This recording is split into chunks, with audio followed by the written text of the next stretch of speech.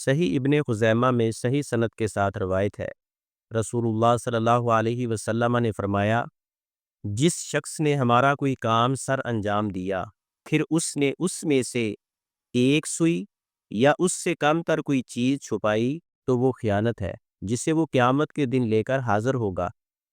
اس حدیث میں زکوٰۃ اکٹھا کرنے والے عاملین کو تاکید کی گئی ہے کہ زکوٰۃ کے مال میں سے کوئی چیز نہ چھپائیں، جتنا اور جیسا مال وصول کریں بعین ہی حاکم وقت کی خدمت میں پیش کر دیں۔ زکوٰۃ کے مال میں عامل زکوٰۃ کا کسی قسم کا تصرف اور استعمال خیانت ہے، اور خیانت کرنے والے کو قیامت کے دن دردناک عذاب ہوگا۔ قرآن و سنت کی تعلیمات انسان کو خیانت اور کرپشن کرنے سے روکتی ہے۔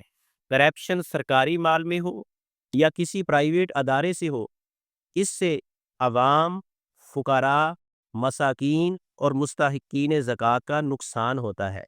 لہذا اس بات کی ضرورت ہے کہ حکمران اور رعایا کو اسلامی تعلیمات سے آگاہ کیا جائے اور شرعی قوانین کا نفاذ کیا جائے تاکہ ہر مستحق کو اس کا حق مل سکے۔